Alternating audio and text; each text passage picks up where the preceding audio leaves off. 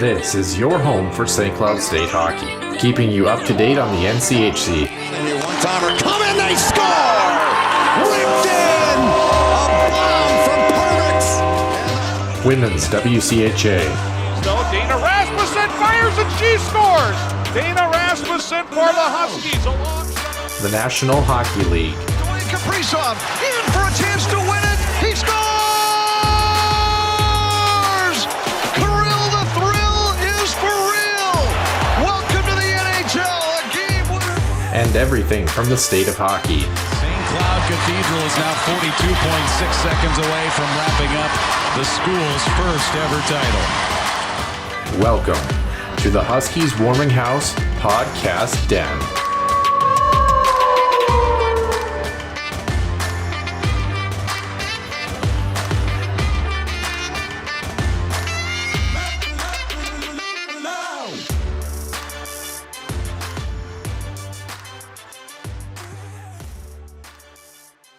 Welcome into the Huskies Warming House Podcast, episode 156 here in the Den. Nick Maxon and Noah Grant here to bring you this week's action, and we are primed and ready for the last final week of college hockey. I believe we are, I want to say, in fact, I'm not even going to guess on it. I might as well just pull it up so that I know. I believe it's week 28 of the college hockey season, week 28 or week 29 of the college hockey season. So this is it. On the men's side, of course, the women are done. So we're going to obviously in our extra ice session preview the Frozen Four and see what we anticipate coming out of that. As far as the main portion of the show, our NCAA recap will be replaced by the St. Cloud State men's hockey team, their offseason. Talking about some bodies that have already moved on, other guys that potentially are going to stay, and then maybe some incoming freshmen here and take a look at who could be coming in on this roster here. Potentially, I believe 9 to 10 players the Huskies might have to replace as we move into next season. And then we're going to talk a little bit, of course, about other player moves not related to the Huskies, specifically the NCHC on the men's side and some NHL signings. And then we're going to finish the college hockey portion of this, talking both the Richter Awards and the Hobey Baker Awards and kind of our thoughts as we move into tournament time and Frozen Four time. Then, of course, the Minnesota Wild. They're still doing all right, I think I would say, and inching ever closer to a playoff berth. So without further ado, we start, as always, with Center Ice View News and Notes in the Huskies Illustrated Weekly Round. Center Ice View News and Notes. Center Ice View provides you with the best coverage of St. Cloud State Huskies hockey, from game notes, recaps, photos, and more. Go to centericeview.com.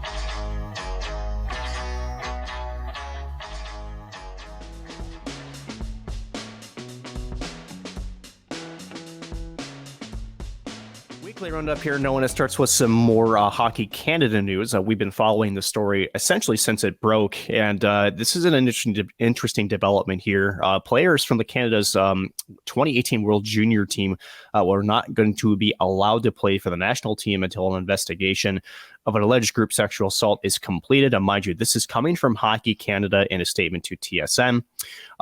Just this past Monday. Now, the next national team tournament is scheduled to begin in May, and it's split between Finland and Latvia. So interesting news here, Noah, because this might tell us essentially maybe a couple of things, but it certainly sounds like Hockey Canada is looking to try to get this thing done and really try to put this behind them, so to speak. Yeah, and doing their due diligence, which I think the new regime that's there, the head of operations, of course they had a complete overhaul of their board and their committees and such.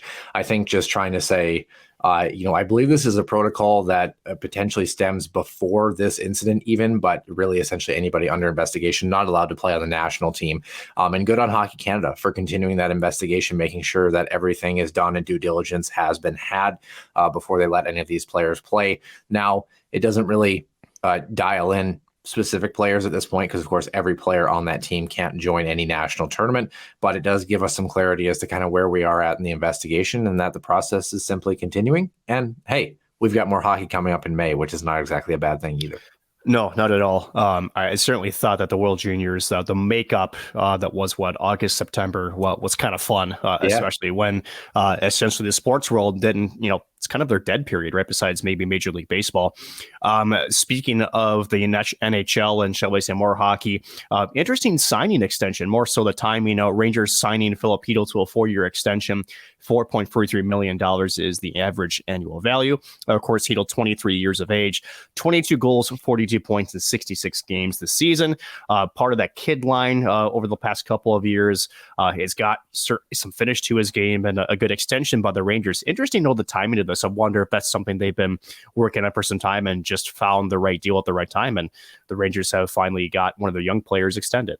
Yeah, my guess is as they move closer and closer to summer, they kind of realize that, the odds of them maybe keeping both Tarasenko and Patrick Kane along with Panarin might be a bit interesting in terms of the salary cap shuffling, but they know that obviously 23 years old, one of the young guns here, averaging probably 0.75, somewhere around there, points per game this season.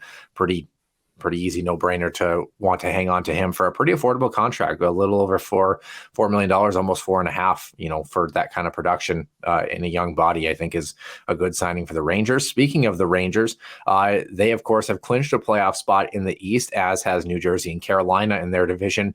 And then also as of today on Sunday afternoon, Boston, Toronto, and Tampa Bay in the East have all clinched. So the top 3 seeds from both the Atlantic and Metropolitan divisions are in. We're still waiting for the final 2 there. The New York Islanders have a pretty good shot. And after that, all bets are off for all those teams. There's actually, I think, about 6 teams left that are mathematically still have a chance as of Sunday.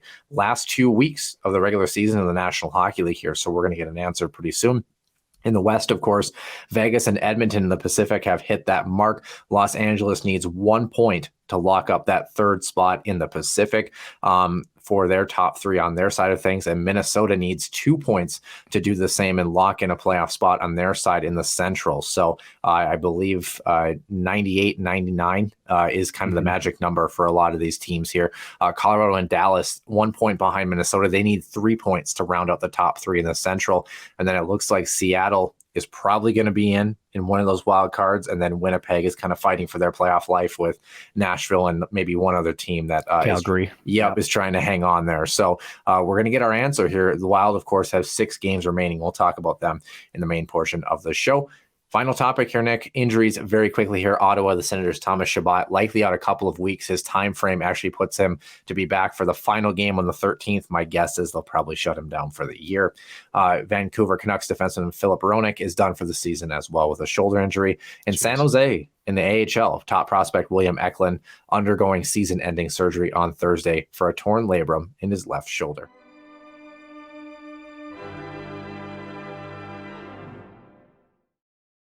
And welcome into the main portion of the show, episode 156 here in the Den. Nick Max and Noah Grant here. We're going to start things, of course, with St. Cloud State and the men's team on the college side here. I do want to mention a caveat before we kind of recap the weeks that we had personally as well. We're going to start off, of course, on the men's side today, talking about their offseason. I imagine we're going to circle back and probably do the women's team as well, maybe next week, maybe the week after. So I think we want to kind of hit that as well. So for those fans on the women's side, we do have one piece of women's news today that is awesome and is great to kind of transition us into that in the next couple of weeks.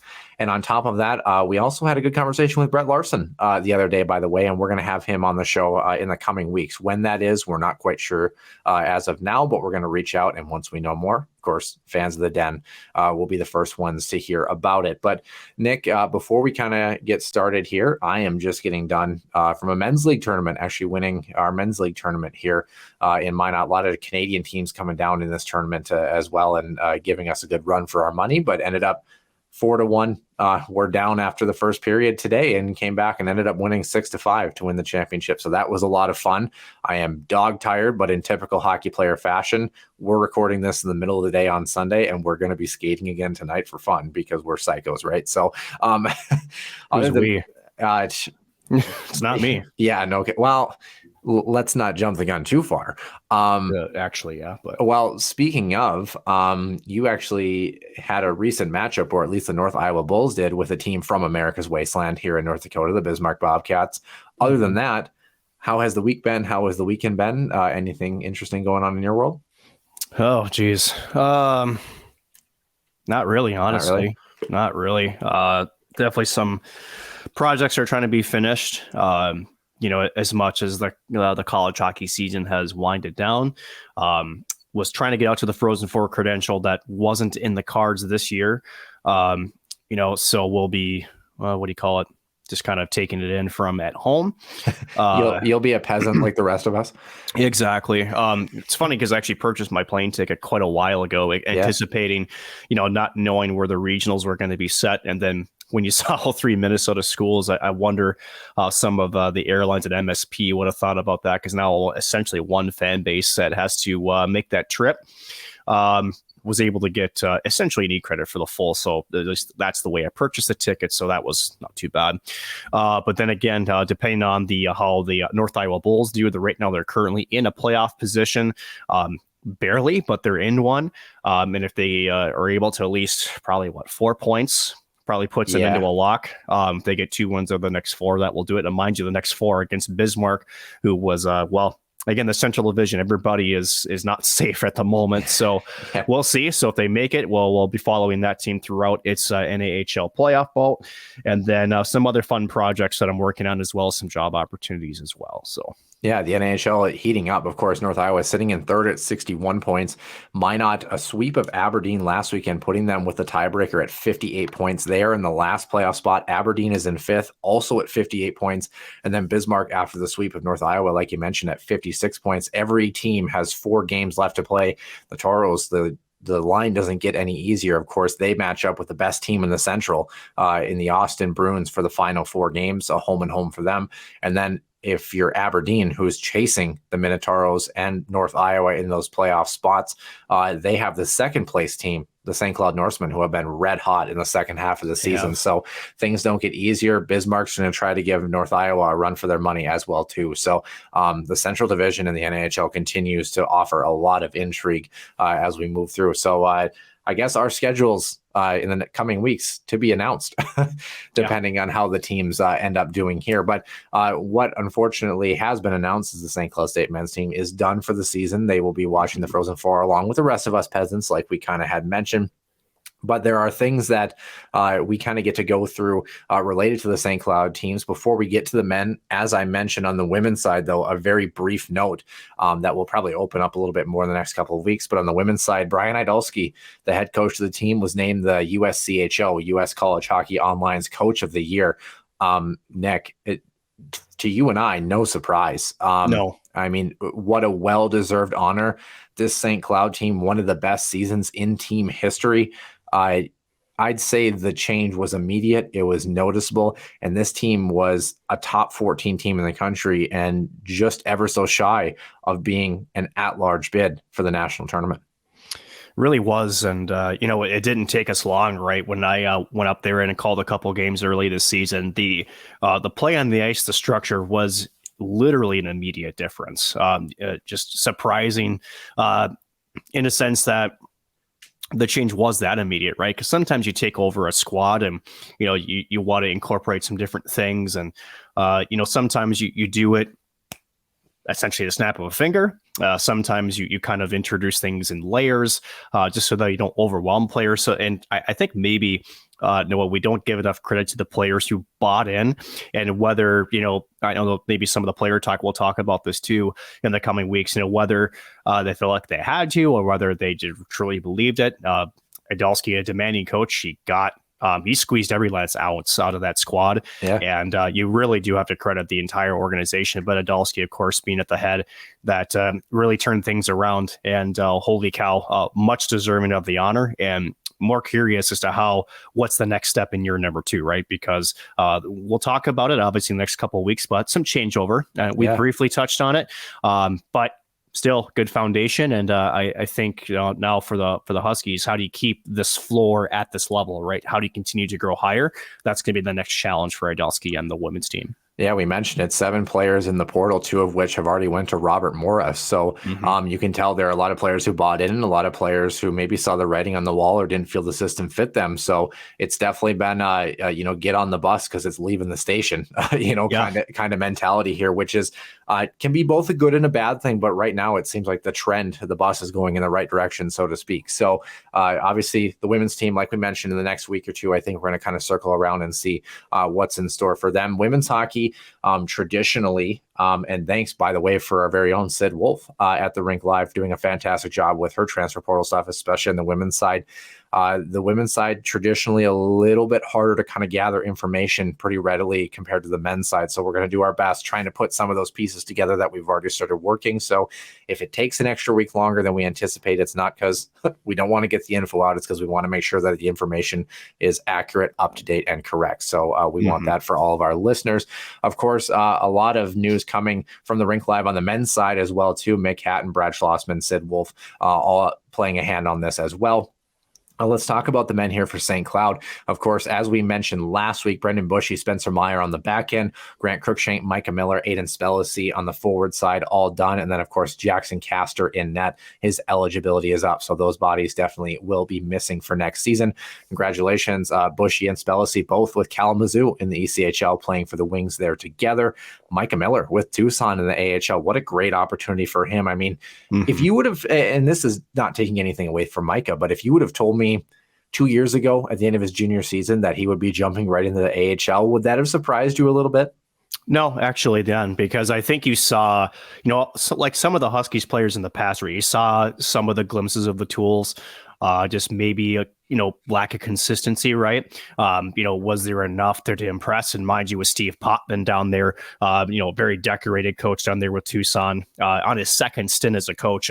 People around will tell you he's one heck of a hockey coach. He demands of his players, and he likes to play a North style game. So it fits Micah Miller, I think, really, really well, who, again, we know skates really well. He can play a heavy style of play. If he also a little bit of scoring touch. We didn't see that a lot this year, but we have seen it in years past. He's in the right spots with and without the puck. So great opportunity, and see if he can continue to refine his game. And, with the Arizona Coyotes organization, at least for now, that's a whole different thing that we'll touch on in the coming weeks too, because there's been, shall we say, some roadblocks put in place. I'm not sure if you heard about this, about that lawsuit about the city of Phoenix of all people's nature, and just, you could call it a frivolous lawsuit because they're essentially challenging a residential zoning thing by the airport to the city of Tempe, which, here we go again, just more and more things, just, trying to kill this thing. But, there's room where if Micah Miller impresses, does he get a call up? You never know. I think he is on a minor league deal, at least right now. Yep. But who knows? You make an impression, you sign a long-term deal, and maybe get your jersey called going up to the big club. So who knows? But congratulations to Micah. Well-deserved. Yeah, good thing we're only 44 days away from the people's vote in Tempe on the other side of things too, right? Well, yeah. And for those who who haven't followed this, right? Essentially, the city of Phoenix is challenging the building of the residential areas that are in this plan, and it's not a runway thing; it's a noise thing, which is funny because if you actually break down the lawsuit, right across the street from this proposed entertainment district is, you guessed it, apartments, right? For those in the Twin Cities area, I still remember back, it's probably been 10, 12 years ago when essentially the MAC council, who runs the Minneapolis airport, they actually paid money to residents of South Minneapolis to put soundproofing in the roofs. They did a number of different soundproofing sort of like barriers that are around the runway. They really control the noise. So it's funny to me that the city of Phoenix, of all places, is trying to disbarden it. So it really goes to show, whether it's a legitimate lawsuit or not. And what I mean by legitimate is, what's the damages to the city of Phoenix in this, right? Why? And it's just the timing to me is interesting, right? Because at the end of it, we're that close. The Coyotes, the minority order already haven't been arrested too. There's a lot of bad press there. To me, it's kind of what do you call it? There seems to be a trend here of just trying to put a negative, shall we say, eye in the public this close to where the vote's taking place. To me, the lawsuit will get tossed out. But again, you never know how powerful these things can be in the perception of the public, which again has essentially the final say. And we've talked about it too, Noah. And I'm sorry to ramble. I'll try to keep it short. But you kind of wonder if this does fail by the public, what the options are, right? Because I know we've seen it, right? The NHL has poured resources, both money and time and commitment into this organization to be in Arizona. I know they want to stay there, but if something like this fails, without really a long-term plan for Arizona. They know they can't stay at Mullet Arena. What happens next? We hope it doesn't get to that point, but let's just say it does. Oh boy, I think the conversation changes quite drastically. So basically what you're saying is Micah Miller could be the savior for the Arizona Coyotes. You heard it here first on the Huskies Warming House podcast. Yes, very much so. No pressure on the kid, right? No. Anyway, on the other side of that, Jackson Castor, NCHC goalie of the month last month. No surprise for him there. No. Him and Grant Cruikshank, of course, remain unsigned as far as that graduating group in that. And I believe Spencer Meyer as well will be the other one that would be included Correct. in that list as well, too. On the other side of things, more news. Chase Brand, of course, had 34 points in 117 total contests. He'll be a fifth-year player next year. Brady Zemer will be a senior next year. 52 games played for him for the Huskies. They both enter the portal. Zemer has already gone to Augustana. Chase Brand has not been picked up yet, so losing a couple of players there via transfer portal already for both of these players. Brady Zemer, of course, didn't see a whole lot of time. A guy that brings a lot of grit and tenacity. I like the move for him for Augustana. I think he'll get a lot of playing time. Just never really got a chance in this lineup, I think, with the defensive depth. Chase Brand, on the other hand, has been a utilitarian player that kind of battled some injury pieces as well. I think he had 3 separate ones this year and was kind of up and down in the lineup throughout his tenure. Were you, one, surprised by that move? And number 2, where do you see a guy like him ending up? Not really. For Chase, as you mentioned, up and down the lineup, really didn't seem to find a fit wherever that Brett Larson and the staff put him. And then the overall consistency with his game, right? I think Chase Brand certainly skates well. Sometimes without the puck, you kind of got caught and I always say the wrong side of the puck on times. Just didn't really seem to find, what do you want to call it, right? The right consistency and chemistry. So it's too bad, right? Because there's some elements to his game that's really good, right? He's already played Division I hockey. Now where does it go? That's tough, right? Because for Brand, obviously the injury pieces do hurt, and I would think that it's hard to speculate. What? I gotta guess. How about St. Thomas? Kind of doing a Trevor Zins 2.0 kind of thing. Possibly. You kind of wonder, though, with St. Thomas, because here's the difference. St. Thomas has got one heck of a recruiting class coming in. Yeah. Now, granted, and with Chase Brand, too, just from what he's shown, is there, what are the teams out there? What can they bring in that he doesn't provide? Right. It's right. Sort of that catch-22. We certainly hope that Chase Brand does find a team. Hard to guess where he ends up. I think, and obviously I've never been in that position, but I think when you enter the transfer portal, you have ideas of maybe where you want to go, conversations you want to have. But at the end of the day, we saw this last year, right, where some players are not picked up even come August or September, right? So you're hoping to find a fit to play more Division I college hockey. Hope he finds a spot and hope he continues his playing career. Yeah, I think a lot of places definitely will give him a look. Maybe even you stick around the state of Minnesota, maybe even Bemidji too. Of course, a bit of familiarity with the coaching staff there too, obviously, with some former St. Cloud State guys as well. So, like we said, wishing him the best. Of course, for those who don't know, in fact, Colorado College had this exact instance happen with one of their players entering the portal. You can enter the portal and then come back to your own team. It doesn't mean you have to exit your group, but once you've declared, essentially your roster spot has disappeared. Yep. And then you kind of have to reapply, quote unquote.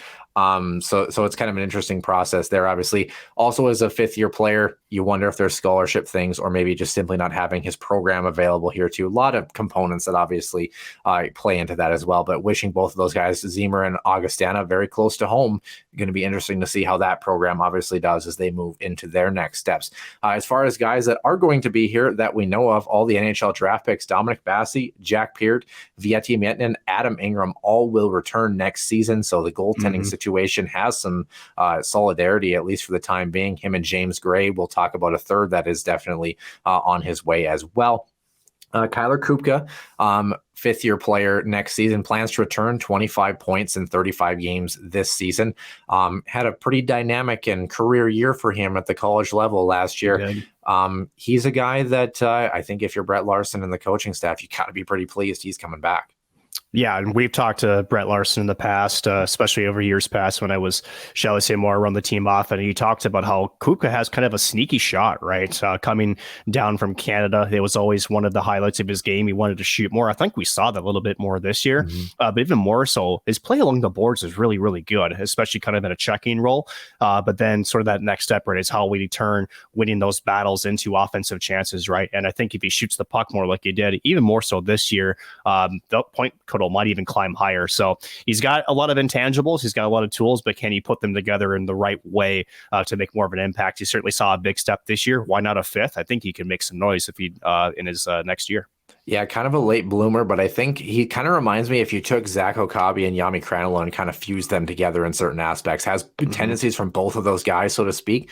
Speaking of those two, let's start with Zach Okabe and Dylan Anhorn. They're both on the fence about a fifth year themselves. I would love to see Dylan Anhorn back. I think if he makes similar noise to what he did last season before his injury, I think there's a lot of teams on the next level who are going to be calling his name very quickly. But I think maybe they're a little bit gun shy because of the injury. So I think they want to see a bigger sample size.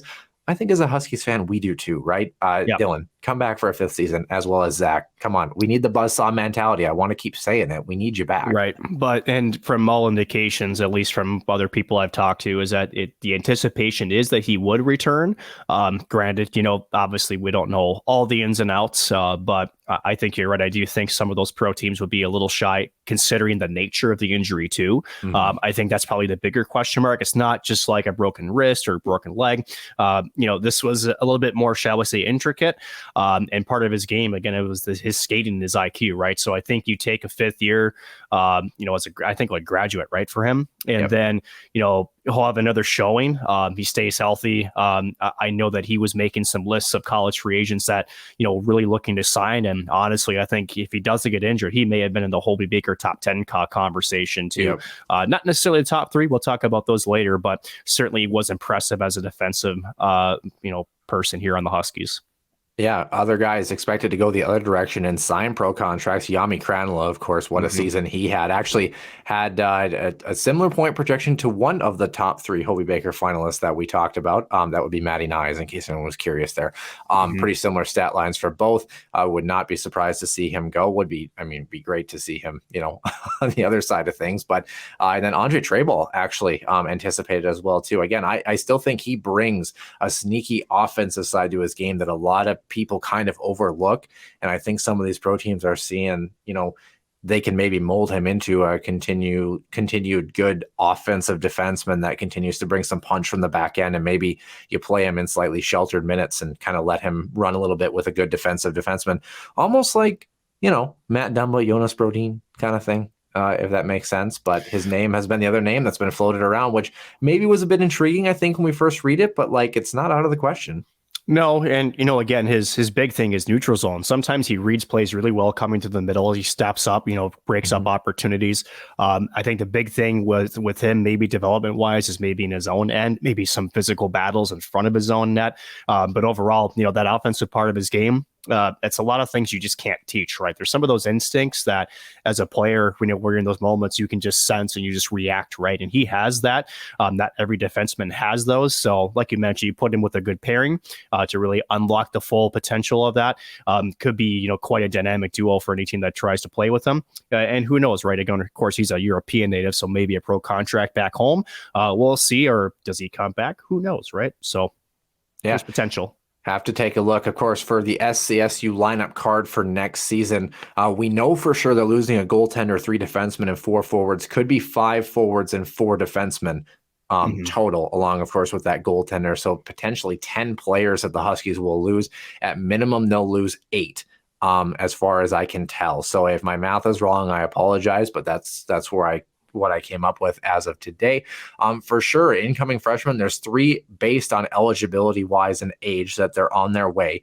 Isaac Posh would not surprise. He's had a great bounce back here, 6'3", 209. Of course, he just turned 21. He's been playing in the wilderness in the Null, and continually I've looked at the goaltending statistics based on our own looks with the Toros and things like that, and his name always popping up. He's 4th in the league in save percentage with a 925, 22 wins on the season, a 217 GAA, 39 games, and has 3 shutouts as well to his credit. There were question marks when he was in Sioux Falls on a Sioux Falls team that was very bad last season. I definitely think he's a guy that definitely at least comes over, and the Huskies give him a look and see kind of where he fits into that system. I don't really have an anticipation as to where he fits as the number 2 goalie or the number 3 goalie at this point. It's way too early to tell, but I certainly think that he's on his way, and the Huskies are going to give him a look unless there's something in the transfer portal that pops up for St. Cloud. Otherwise, what are your thoughts? It's going to be a battle for number 2, right? Between him and James Gray. Dominic Bassi, I think, at least on paper, assumes the number 1 position. But we saw this this past year was Brett Larson was rotating, right, until essentially the very end of the season. So at the end of it, 3 goaltenders battling. Who knows? Maybe Isaac Posh comes in and steals the spotlight. Again, James Gray, who's been practicing with the team as a redshirt this year, how does he fare in that goaltending battle? We'll definitely have to take a look at it come fall. But knowing Brett Larson, it's a wide open thing. And, you kind of wonder if he will do that 1-2 tandem like he did this last year, or is there somebody that comes in and solidifies the number 1 spot? I don't know. Tough to say. You like the rebound, though, from Isaac Posh. Again, a really tumultuous year last year. And the USHL really rebounded himself in the null and kind of proving that, as we say all the time in hockey, that old cliche that goaltending statistics aren't always indicative of just the goaltender. Sometimes they're indicative of the team that's in front of them. Kind of vindicating his case here that over the past, 6-7 months. Well said. Well said. Jack Raymond, 20 years old, 6'0", 192, the Ham Lake, Minnesota native. Of course, son of former St. Cloud State defenseman Dan, back in the mid-90s as well. This is his second year in the usual, had 11 points in 24 contests in Des Moines, 15 overall. He kind of bounced around between 3 teams, but has really kind of found a home in Des Moines. Good two-way centerman. Really good in the face-off dot as well, too. So decent size to him. It seems to be mature on both sides of the game. Who would have thought, especially with the departure of a guy like Aiden Spellacy, could we use a two-way center in the bottom 6? That's a big body. Yeah, and that can win face-offs, right? Again, going over just some things I was doing even today at a coffee shop for 4 hours, right? I watched a lot of, that Will Hammer, Jared Cockrell, a line down there and the fourth, and just what that line can do and what that bottom 6 really means as far as your essentially postseason success. And not to say that Spellacy was not up to that, but that was a special fourth line. If you get a guy that can win the faceoffs and just, shall we say, possess the puck and wear the other team down, if you can have that in your bottom 6, wow, does that unlock so many opportunities for your top 6? Holy cow. Yeah, absolutely. Also, if we're butchering any names in this list, I apologize, because that's what we do on this show, because we're doing our best, but names are hard. Yep. Caleb Thiessen, I think it's Thiessen, 20 years old as well, 6'5", 209. So he's not that big. Okay. yeah. I wouldn't want to meet him in an alleyway if he's ticked off. That's for sure. Playing with Maryland in the NAHL, 20 points and a plus 22 in 50 games from the back end. Of course, Maryland not in the strongest conference or division in the null, but still good numbers. Big body, and it's his last season of eligibility. I'm going to imagine, based on size alone, having a Division I build and being offensively productive in his division, he's going to at least get a look through camp. And the fact that he's aged out, they're going to take a look at him for sure. So those are our 3 guys that are pretty much, I would say, are definitive. Yep, they're going to at least get a look. They're coming in. We're going to take a look. 1 goaltender, 1 forward, 1 defenseman. So I categorize the players kind of in this list into the maybe tier and the not this year tier. So for guys that, maybe need an extra year or maybe just aren't quite going to get a look, but that doesn't mean that these guys that are in either list, the way that we've tiered them, won't get a look or will get a look. Either way, it's just kind of our personal thoughts and kind of grouping these together. In fact, I've tiered them into my own list. Nick may even disagree with my list a little bit. So we're going to talk through that right now. So to clarify for the fans, these are merely opinions. They're not like information that we know. Yeah, absolutely. Yeah, absolutely. The top 3 that we just mentioned, not only with production, but also eligibility. They've aged out. So the likelihood of them coming is pretty likely. In the maybe category, Werner Miettinen, playing for the Force this season, 5'11", 165. He's only 19. Of course, Vietti Miettinen's younger brother. No surprise there. 30 points for the Force this season, who are having a whale of a year. Yes, they are. I work with the head ice guy down at Shields Arena and actually skate with a kid who actually just signed with Miami of Ohio, Brayson Bozer, one of the defensemen on that team, and he came back and skated with us again over Christmas. And the thing that he said about Werner, of course, who's kind of a natural playmaker, said he's a quiet kid, but the way he plays certainly makes a big impact and a lot of noise in terms of his ability to just create plays. He's one of these guys that can stick handle in a phone booth and just find guys by threading the needle. I mean, he just creates and finds his line mates. And last time I checked, Nick, and I don't think you'd put him together just because of the lineup card, but theoretically, let's talk about maybe a power play for a second. Last time I checked, his brother really likes to shoot the puck. Mm-hmm. So wouldn't it be kind of nice if his brother had someone to pass the puck to him? Well, and, I know that you said this is in the maybe category. All the information, all the conversation I've had would suggest it's more likely than not that he does come to St. Cloud. Part of Vidi's decision also to return is the opportunity to play with his brother. So it wouldn't shock me if that's the case. Now, granted, when you have two brothers, both have a unique and different skill set, right? Which is important. If you can get those guys in chemistry, right? Holy cow, right? And, let's talk about this, right? Okabe, Kranila, and Miettinen, it was the international exchange line, right? How about, and, I say that as a, it's a good thing, but, for Vidi, for how he plays the game, right? I think he's a guy that, if you can get somebody that can stick handle on phone booth, like you said, can win those board battles and find me in open space. He's an open space type player. That's maxing out what Vidi can do as far as his skill set. Werner gets to do what he can do and distribute the puck.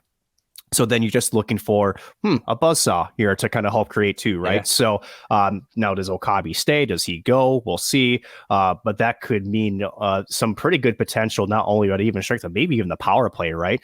We'll have to see. But I would think that that's what the Huskies will be looking at. And I would not be shocked to see Werner Miettinen sign his NLI here for next season because of that potential to play with him 1, if not 2 more years. Because again, Vidi has that COVID he could elect if he chooses to do so. So maybe 1 or 2 years for both of those. Yeah, I definitely think, like you mentioned on this maybe list, he's one of the guys that really we even heard noise last season that he might make the jump and just kind of need an extra year. So like I said, and you mentioned as well, I definitely probably one of the more potential locks out of this group that we've talked about.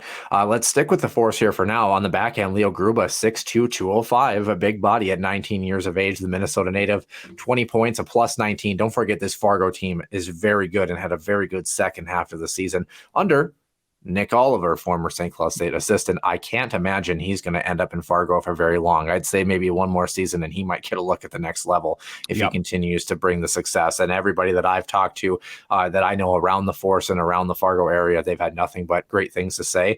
And they talked about, interestingly enough, how good his fitness is. Like when he's bag skating, guys, he's jumping into the line rushes too. And we remember that conversation where Ollie and of course Dave Shayak would kind of play some pond hockey with some of the St. Cloud State players after practices too. These college hockey guys, of course, Dave Shayak, former national champion, Northern Michigan, 1991, they're hockey guys through and through, and they continue to keep their bodies in great shape. And Nick Oliver, of course, a 4th round draft pick of the Predators back in the mid 2000s. I just heard that he's a great players coach through and through, and I've not heard a single bad thing about him. But let's stick with the Force. Like we mentioned, Leo Gruba that we've talked about, big, creative, a good skater for a defenseman, a guy who creates a lot from the back end. Of course, the son of former St. Cloud State forward Tony Gruba, who played in the early 90s and did pretty well for himself after getting out of the competitive game as well too. I like the size and the fact that it's not often you hear about defensemen who are these big rangy defensemen as smooth skater, good creative player, a guy who is creating opportunities. I think you got to be licking your chops if you're St. Cloud. And if you're Leo Gruba too, depending on what you see, there's an opening there, right? Yeah. So, I think, this offseason has some more intrigue just because we talked last year, right? And how the entire defensive core seemed to be intact, seemed to be, shall always say not a lot of room there. Whereas this year, a little bit different, right? Depending on how it all shakes out. And if there's one thing we talk about Anhorn, one thing that St. Cloud has had in years past, like a Jack Ashawn, a Jimmy Schultz, guys who can create offense from the blue line and be sort of that fourth forward at times if needed and really kind of spark offense. Nick Perbix, again, another one. What an opportunity. Yeah, or how about the fact, what if Andre Treyball leaves and what if his replacement looks like him but is about 20 pounds bigger and a couple inches taller? That's not too shabby. No, not at all. And again, we talk about, say like a guy like Brendan Bushy, a guy that more defensively sound and maybe not the most fleet of foot. You put a guy in the lineup that's got the size, who can skate and then also be able to create.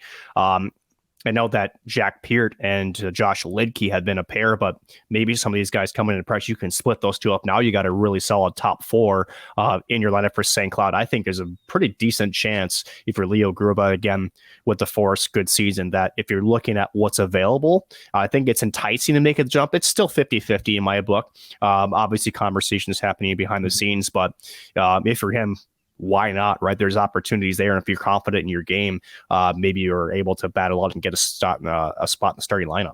Yeah, a lot less defensemen on this list, too. St. Cloud's defensive core, with or without the return of Anhorn, is definitely going to get younger this season. There's no doubt about that. But unlike North Dakota, we actually have people who want to stay. Yeah, holy hell. With that being said, this next kid on this list is absolutely gross.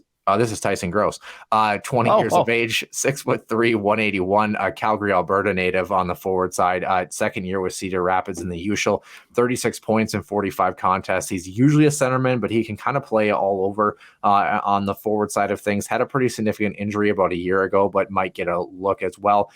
Decent productivity in 6'3". That's pretty decent for a guy who could be rangy, maybe in the bottom six to start.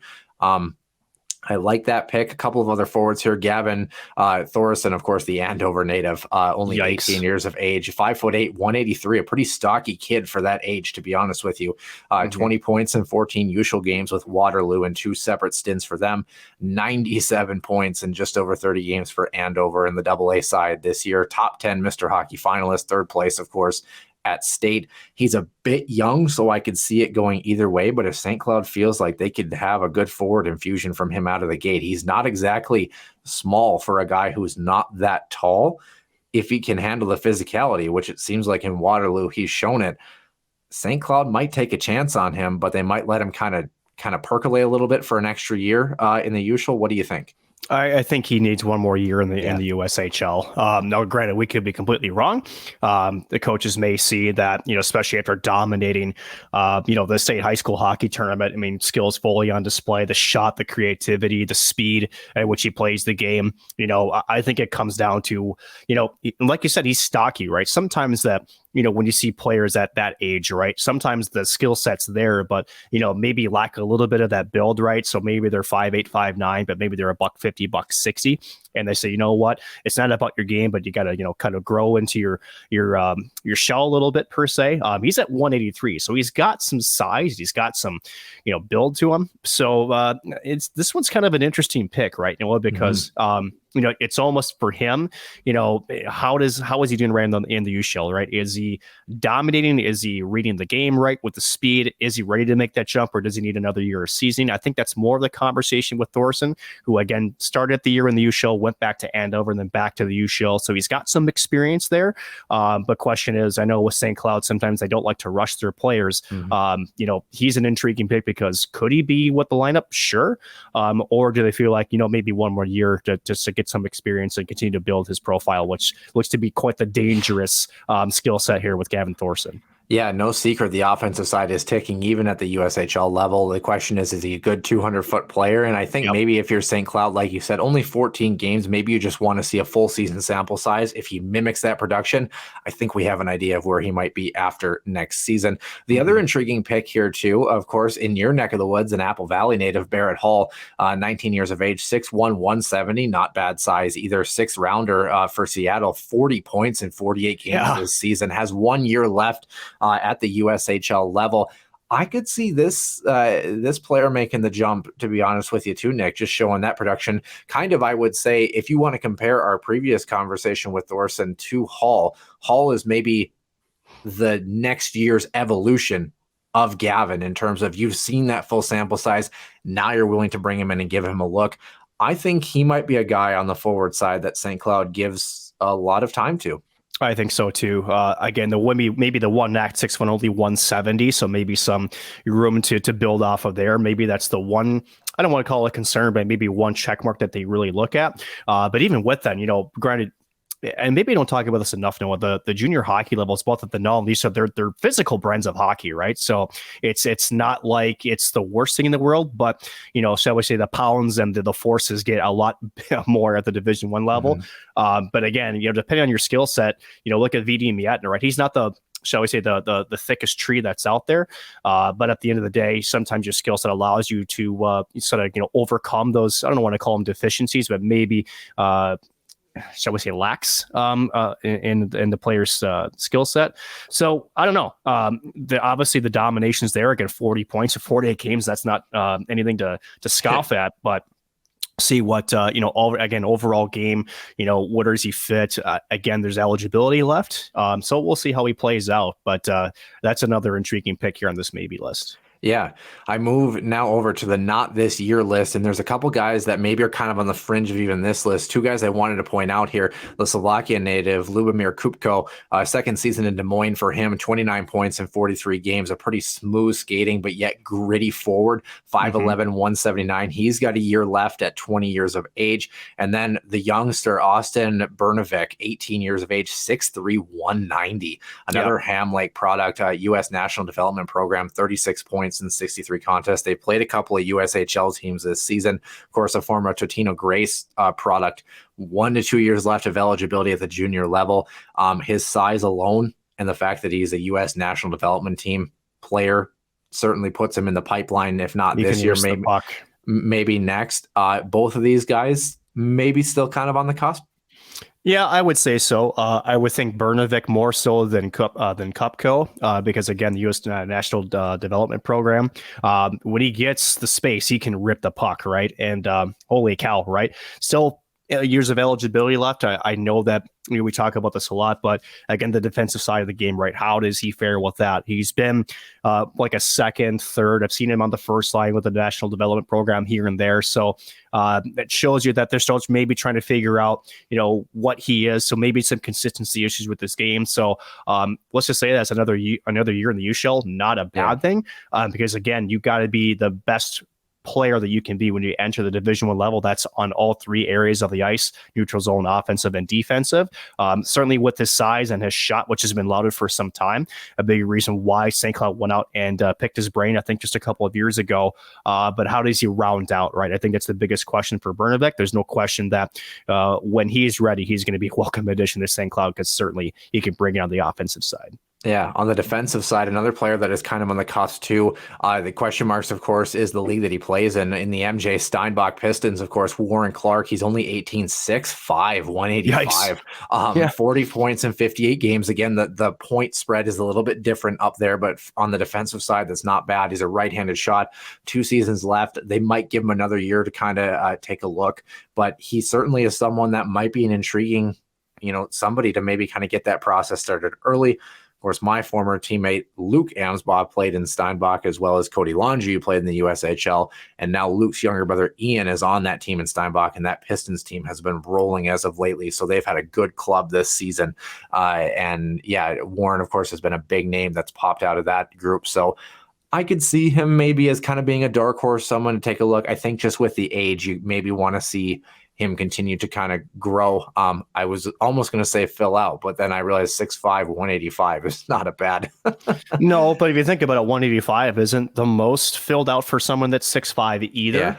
Yeah. And again, at 18, there's no rush. I think that's the big thing, right? Is, when you got guys that are this young, I know that sometimes here in Minnesota, we compare ourselves to guys who are at Minnesota, right? Like a Logan Cooley or a Jimmy Stuggerud, right?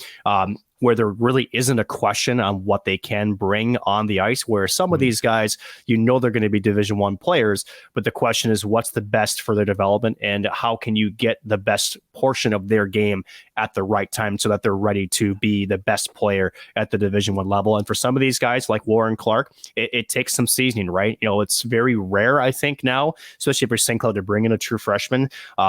oh geez, Jack Peart was the last one they've done, right? And let's just say that he's taken some strides this year, but I think, depending on who comes in and who he's paired with, he's primed to take a bigger step after what we saw over the last couple of weeks, especially putting St. Cloud in his back at times if he is able to continue to maybe tap some confidence in his stadium. But certainly intriguing, like you said, 6'5". You got to love the size and kind of go from there. Nick, random trivia question for you. Who is the last Steinbach Piston to play for St. Cloud State? I should know this. Oh, geez. Actually, Kate was our first para-player guest on the show, defenseman Tyler Anderson. Yeah, that's a name that's a throwback. I wonder how he's doing as of lately in the medical world, by the way. Yeah. Haven't heard much from him, but boy, what an absolute beauty he was. 3 other names on this list here, of course, in international play, the Latvia and Martins Lavins with the Rough Riders in Cedar Rapids as well. 19 points in 41 games this season. He's got a year left. I think he just needs one more year to continue to kind of build that offensive production. Jonah Egerter, 19 years old. He's only 5'9", 178. He's a Wisconsin native. 21 points in 50 games this season in Madison. Would love to hear what Drew Steele has to say about him. He has a year left. And then Thor Bufflin at 19 years of age, of course, the Roseau, Minnesota native, 5'11", 165, 8 points in 53 games with Chicago in the USHL.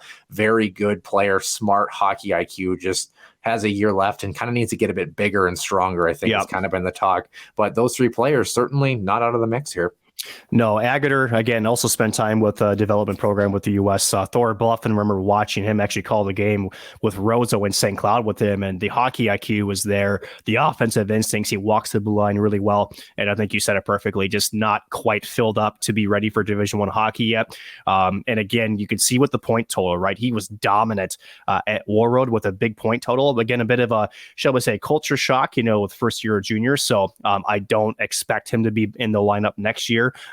If he continues to grow and put things together, and again, grow a little bit this way too, he could be quite the addition to the blue line, but he's not. I don't think he's ready quite as of yet. We've never seen a Bufflin that's filled out quite nicely before, have we? Oh, geez. Here we go. Then, of course, as we mentioned, Martins Lavins committed during one of the international tournaments from Latvia to St. Cloud State as well, too. Captain, too. Yeah, a very interesting pick. Had a very good international play or run, so to speak, for a Latvian team that wasn't exactly the greatest, obviously. So keep an eye on that. Is there anything else you wanted to add for St. Cloud State as we... No, I mean, I think, again, where there's more clarity that will come with time, right? These are very early predictions. I think what fans need to know is that these are individual conversations that each player is having, not only, with their current coaches, with St. Cloud's coaches. There's a lot of people that are involved in these decisions. And sometimes, the player thinks he's ready, and maybe from the eyes of different coaches, they say, no, you've got this and this to your game, but I think you really need to work on this. Let's take another year. Let's be patient. But we'll see, right? There's a lot of questions there. We're likely going to be wrong one way or the other. But still, I think you have to be happy with the talent pool that is in the weights for St. Cloud, not only for this year, but also even for next year, right? There's a lot of upside here, both offense and defense. And again, we talked about the goaltending situation. There's a lot to be proud of here. And for those who were wondering why Brett Larson's name was part of a short list to go to Wisconsin, this is why, right? And I think what was St. Cloud 40th in Division I hockey spending out of 62, right? And granted, look at what that team was with Dalen Earnhardt. They were number 1 in the country. I'm not sure how else to say this, but that's pretty much indicative on your coaching staff and the head coach of making the most out of what you got. So deservedly so. Huskies, be positive. There's a lot of good things yet to come. Yeah, and I got to keep my hair, so I mean, all things considered. Yeah, well. Not that it looks that great, but thanks, Brad. Of course, like I said, we reached out to him. We'll have him on in the coming weeks, obviously. Like I said, I texted him a couple days ago, and my guess is he probably took about 3 days off, maybe last week off, and he's probably back at it already, talking to potentially some of these players, obviously. So there's definitely no rest for sure for these guys at the coaching level, and then of course at the next level to try to get players to move onto Division I hockey, of course. Speaking of the D1 level, let's move over to NCAA player moves on both the men's and the women's side here. Of course, last week we recapped the start of this list, specifically a lot on the men's side here. Our updates for this week, let's start there in the National Hockey League. A couple of Mankato players, Andre Pavel to Colorado and Akito Hiroshi to Vancouver, both as free agents. Of course, Andre Pavel, former Toro as well, scored probably the biggest goal in franchise history a couple of years ago in overtime in the playoffs.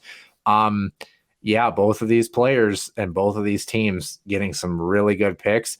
I really hate seeing Pavel go to Colorado. They don't need any more help at that particular point. And Akito Hiroshi, Vancouver, sneaky little pickup for them. Yes, it was. Interesting too with Vancouver and their cap situation too. I know they've actually been playing well as of late, almost kind of ruining their own tank. But that's Vancouver hockey to a degree. Is that team is essentially in an identity crisis all the time, and they can't decide whether they're buyers or sellers. They go opposite of what everybody else should go. But good for him getting an opportunity to play pro hockey. And Vancouver, you've got some defensemen you can kind of model your game off of, like I don't know, a Luke Hughes guy is one of them. So yeah, no kidding. And then Jack as well. Carter Mazur, of course, heading to Detroit. He's going to have a good career there, I would imagine. Denver Pioneer that certainly can release the puck for sure. Jacob Dobes to Montreal as a free agent from Ohio State. Trevor Kunter to Boston from BC, and then Matt Vernon of CC headed to the ECHL as well on the NHL side of things. As far as NCHC moves, guys that kind of made their moves already. Cam Berg, as we mentioned, from Omaha, the sophomore, was in the portal. He's going to North Dakota, pretty much a hometown kid, or pretty close for him jumping in that. Nick, I can't tell you how much I hate the transfer portal this week. This next one hurts. Oh my gosh, man. I saw this on the list, and someone had tweeted that he was on campus. Ladies and germs, goaltender Ludwig Pearson headed to North Dakota from Miami. A junior, of course, 32 games played, a 3.67 and an 8.91 for him last season. Oh, man. Seriously? Here's what's weird about this, though, is that that entire defensive core is going to be brand spanking new. Yeah. Literally. So, really, it's going to be interesting how North Dakota plays defensively this year, because we've seen Pearson put the team on his back in Miami the past couple of seasons, right?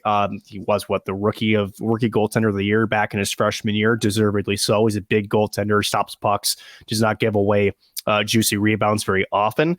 But you do kind of wonder with what is going to be in front of them. There's no question there's going to be offensive support that we know, but what about the defensemen? They're going to be right in front of him, trying to clear lanes, give him clean looks at the puck coming from all directions, and then also clearing out rebounds if and when there are laying in front of him. So I know this hurts, but I still am not sold on this for either side. I think it just hurts more because Miami, that was kind of their backbone, and we'll talk about Miami a little bit more in a few seconds, but it just kind of hurts them. Just that they've just are really the NCHC equivalent right now of, the monster truck that's spinning its tires because it's stuck in the mud flats kind of thing. You know what I mean? They can't get any traction right now in that program, unfortunately. So, of course, North Dakota also picking up defenseman Garrett Pike from Alaska in Fairbanks.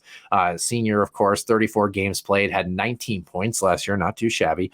So a good pickup for North Dakota there. In Duluth, Luke Milmock is headed to Niagara. He's going to join his brother coming from Fairbanks on that team. Defenseman Spencer Cox leaving Miami for Long Island University. A sophomore, had 13 points on the back end for him this season. Alex Murray on the back end as well, leaving Miami to go to Niagara along with Luke Milmock in Duluth, had 3 points in 19 games this year. But the Redhawks did get defenseman Ryan Sullivan from UMass, junior at 32 games played, had 3 points last season. So let's check out the portal here for the NCHC teams. We'll go in alphabetical order here. Once again, Brad Schlossman, Sid Wolf, thank you so much for putting these lists together that we go off of. Of course, Colorado College, the body that we had talked about was the senior defenseman Connor Mayer, who entered the portal and then actually came back because they didn't anticipate so many people actually looking the other direction. As we mentioned, Matt Vernon on his way out, Noah Prokop already moving on to his new team in St. Thomas, as did Matthew Gleason moving to St. Thomas. Of course, scored a very big goal in the NCHC quarterfinals in that second game against Western Michigan. Matt Vernon in the ECHL, like we mentioned. Other three in there, Cade Arnholz, Brett Shorsky, and Nate Schweitzer all in. Of course, Arnholz, 14 games played as a freshman, no points. Chorsky, only 3 points in 19 games as a sophomore. And Nate Schweitzer, a single point in 11 contests in the back end in his sophomore season. Any of these names surprise you a little bit? Or is it Gleason?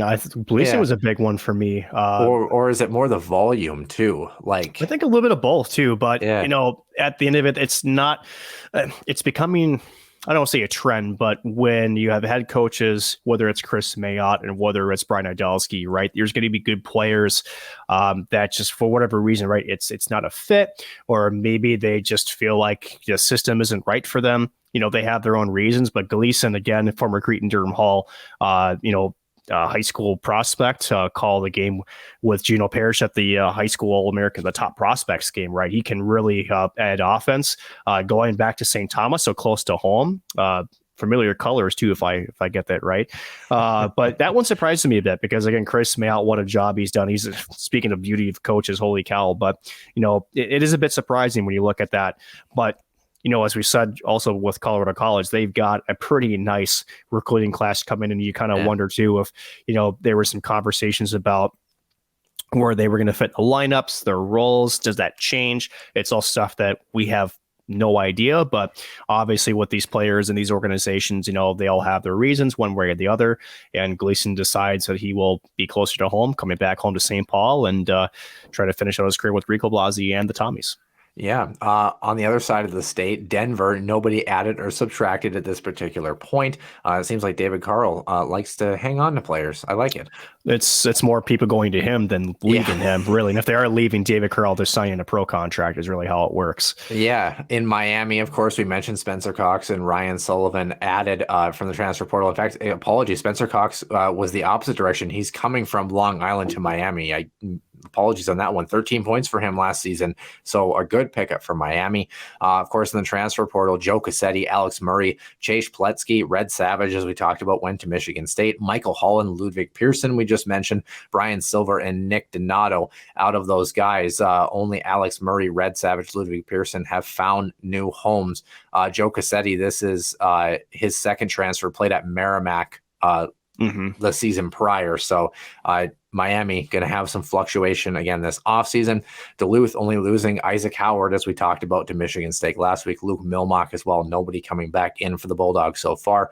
Omaha losing Cam Berg to North Dakota. And then Davis Pennington, the defenseman, a sophomore, 36 games, 16 points for him last season. He's headed to Quinnipiac this year. That kind of hurts. If you're a Mavs fan, just a little bit, I would say. North Dakota, as we mentioned, Pike, Ludwig Pearson, Cam Berg, all coming in. Brent Johnson, Jacob Helston, Matteo Constantini, who it's his second time moving in the portal, coming from Miami last year. Luke Bast, Nick Ports, and Cooper Moore, all on their way out. 6, 5, 3, 3, 9, and 13 points respectively among that group. 3 of them draft picks in Washington, Buffalo, and Detroit respectively. The overhaul in North Dakota is certainly happening, and I want to ask this question because obviously that's significant. But if this defensive core doesn't shine and the offensive group doesn't pick up, does Brad Berry have a job after next season, Nick? Honest question. I don't know if we're at that point yet, but you start to wonder too, with some of these moves where Brad Berry, he's 3-time coach of the year for the NCHC, has had his share of success, but you almost wonder too, with some of the volume and some of the names that are leaving, and again, it's hard to put a blanket on this, right? Because every player has their reasons, for whatever that is. But I would think that if you're North Dakota, you are starting to look at, is this a trend, right? Is this, why is this happening? I think this is, if you want my honest opinion, I think this is a unique situation for North Dakota. Let's go back a couple of years. Jake Sanderson, Tyler Clevin, Jordan Kawaguchi, right? That core was together for quite some time. So there wasn't a ton of turnover.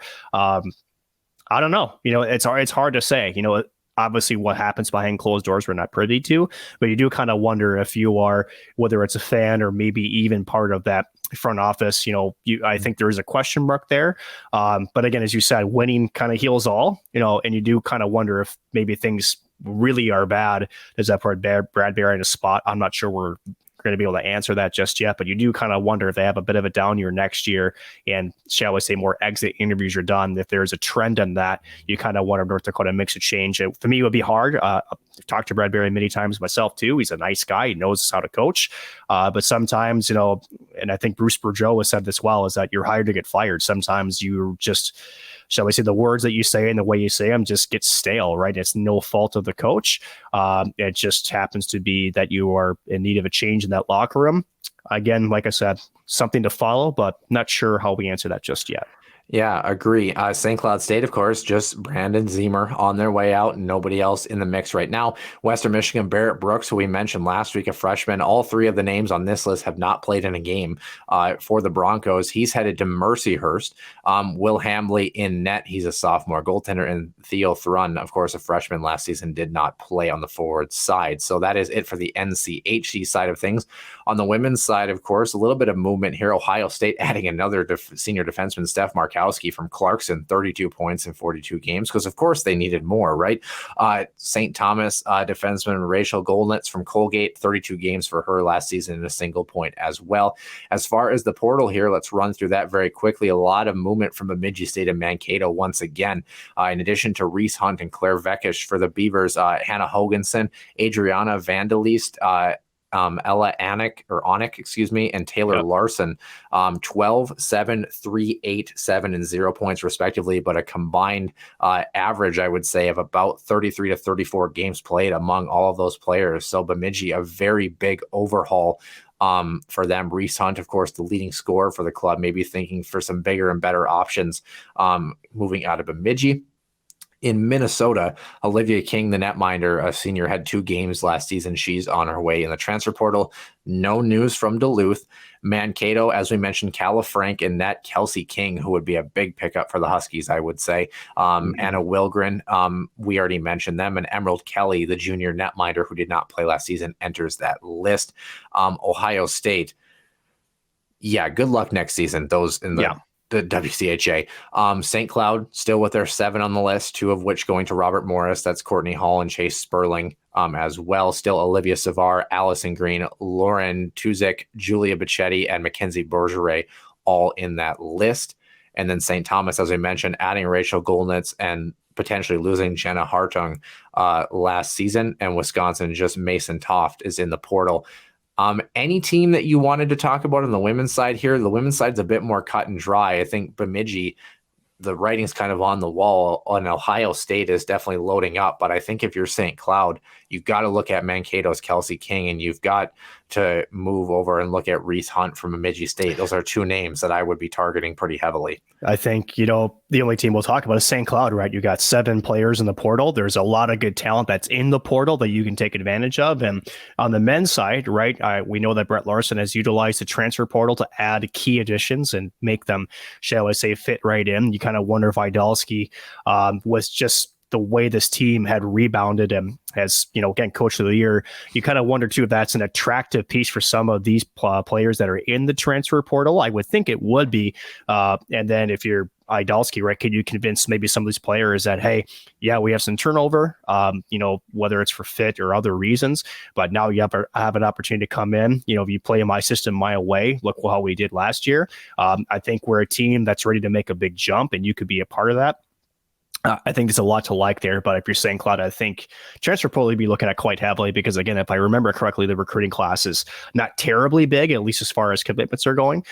Mind you, Laura Zimmerman, too, who were redshirted last year, who played for Team Switzerland, didn't play a game, so she's slotted to come in and kind of be carrying that offense. So I like to say St. Cloud dip into that and see if they can't pull a couple players because a lot of that's available and a lot of good ones, too. Obviously, we're going to have to keep an eye on that, Nick. We're going to move over to the Hobie Baker and Richter side of things here, and certainly a little bit of intrigue going on, because why not? College hockey has never offered that before, right? No. Of course, let's start with the Hobie Baker finalist, Matthew Nyes and Logan Cooley from Minnesota, Adam Fantilli from Michigan, of course. The winner will be announced on Friday, April 7th. I believe the Richter is announced the same day as well. Usually, yeah. If I remember correctly, which is questionable at this point in time. Of course, Fantilli, no surprise, he's on this list. 64 points for him, but head and shoulders above pretty much anybody else in the country. 35 goals, 29 goals in 35 games and 35 assists for him. A 1.83 points per game average, right ahead of the next guy, Logan Cooley. 37 games for him, 57 points, 37 assists and 20 goals for him. And then all the way down on this list as I can find Matthew Nyes, tied for 18th in the country as a sophomore, had 41 points in 38 games, 21 goals, 20 assists. In fact, only one more point than our own Yami Kranila for St. Cloud State. Two of these guys, Fantilli and Cooley, based on not only statistical analysis, but what they've brought to their respective teams, no secret they should be in here. Are we safe to agree with that to start with? I mean, are both of those guys? Yeah. So I think the question becomes, as it has been for a lot of people in the country, why Matthew Nyes? Why the sophomore from Minnesota? A lot of people talk about the plays that he makes away from the puck, especially for a young player, and that it's not always about points. Others counter and say, what about a guy like Ryan McAllister in Western Michigan? What about these guys out east that obviously have had really good seasons as well too? What do we think of Matthew Nyes? And is there anybody in this list, as you look at the scoring leaders, that you feel like maybe had a better case than Matthew Nyes, or is he the guy that the committee should have went with? I don't know if we can answer that, really. It's interesting because with the Hobie Baker Award, right, this year, it seems like in years past, there's been, shall we say, more, I don't want to say clear cut, but let's look at, shall we say, Adam Fantilli, right? And Logan Cooley. They're two freshmen. That doesn't happen very often. And then you have Matthew Nyes, the sophomore, right? So not a single upperclassman in this list, right? It's curious, right, Noah, because I know that a lot of people put up the argument of points and whatnot, but let's break down what points are, right? And that is, are you playing the game the right way? Are you putting yourself in the right areas to be, on the offensive side of the puck and either score or make that assist, right? Defensively, how are you at, right? So that's kind of what the case is with Matthew Nyes here is, yeah, he doesn't jump off the page in terms of the stats, but you talk about his overall game. Really has evolved from being a guy like last year that was more like a Logan Cooley and a Jimmy Snuggerud, meaning like trying to put the team on his back, maybe make some one-on-one plays and try to beat you that way. He's really evolved to be a next level player. And what I mean by that is he's utilizing the 2-on-1s, making the right reads, back checking, right? He's a guy that could jump into the Maple Leafs lineup and provide, shall we say, playoff, type minutes because he's ready for that. His size, right, his ability to play like he does and use his size to shield the puck and to keep possession, right? It's his IQ that I think jumps off the page. So I think that's why Matthew Nyes is here right now. Could we debate for eons about guys like Jared Poland? You talked about another guy from Western Michigan. Yeah, I've got two guys I like. Jason Poland, of course, is one of them that I was going to bring up as a senior. 47 points for him, and really, him and Ryan McAllister had a great season for the Broncos. But really, it was Poland who carried that unit as they moved into the second half of the season, and he was the guy who was the catalyst all year. The other one, and I don't even know if there's ever been three freshmen ever as the three finalists for the Hobie Baker Award. Hard to ignore the season that Lane Hudson had for BU on the back end. I mean, that's 48 points for him and 15 goals to his credit on the back end in 38 games. Those are two guys that I think could make an argument. The committee had their hands full this year. There's no doubt about it. They did. And if anything, that goes to show that for these types of awards, right, that it's getting more complicated. It's getting harder, right? And inherently, that's a good thing, right? That means that the talent for college hockey is getting more and more pronounced. It's getting more higher end talent. And it's not like back in the day where it was not saying these were Hobie Baker winners, right? But, your Phil Kessels, your Thomas Vaneks, right? That guys that just stole the show of the country. There was that one or two names, and you kind of knew that it was going to be down to one or two. Now you've got 5, 6, maybe sometimes 7 names that pop up and say, geez, and I think what we should take away from this, Noah, if you're a college hockey fan, is, well, I think you said it perfectly. You could have made a case for any one of these players to be on this list. How these individual voters, decided to go with these 3 particular, we'll never really know, right? Like I said, you could debate that Hudson should be there. You could debate that, why is Finn Tilly there? We just don't know those answers. But what it doesn't take away is the seasons that those players had, right? McAllister, Poland, Hudson, they all had fantastic years. And at the end of the day, all 6 of these players are NHL draft picks. They will eventually find their way to the next level. And at the end of it, it just goes to show that college hockey continues to grow in its talent level. It's a high-end talent level, and that is exciting to be a college hockey fan, to know that this is more to come. And this is just a small sample size, especially when, again, the final 3 are 2 freshmen and 1 sophomore. Yeah, how about, by the way, a freshman with 9 more points than Matty Nyes on his own team, Jimmy Snuggerud, 50 points for him this season, sitting 5th on that list. What a year he had. Well, we are down to 3 names, whether you like it or not. You have one in mind that you think takes the cake this Friday? I know people have been going to Fantilli. Hard to argue it. I know a lot of folks have also shared Matthew Nyes, and again, not because of the points, but because of his overall game. Just seems to be the most well-rounded. Now, does that fall in line with what the Hobie Baker actually is? I don't know, right? Hard to really say. Logan Cooley is a special offensive talent. Again, I question whether his defensive side of the game has been fully developed, but you can't take away what that guy does with the puck or without the puck in the offensive zone. He is just incredible. He's a machine, right? He really is. Quick release, makes really good decisions. I don't really have an inkling, right? I could see this going to either one of those 3. I'm curious as to where you think, or if you have an inkling on which one of these 3 takes the Hobie Baker this year. Yeah, I mean, obviously he has a bit of a cocky attitude at times, but I think Adam Fantilli, I think just what he's brought to the table this season offensively, he just kind of has an extra gear on that Michigan team who, let's be honest, had kind of a rocky first half of the season, and he kind of kept the ship going there. Minnesota was a bit more of a steady, steamboat, essentially, moving down the channel. So I think Fantilli, what he's done over the course of the season to kind of right the ship for Michigan and really keep them in the hunt to potentially winning a national championship in the next week. I really like him as a pick, not just because he's leading the country, but the way that he did it in terms of the fact that he just shows almost no fear in the way that he attacks the game and attacks with the puck. So I like him, but like you mentioned, it doesn't get any easier and easier. I'm just glad there's not a goaltender in the mix this year, because I think it makes things a little bit easier. Well, let's move over to the Richter here really quick. Why don't we, while we're on the topic?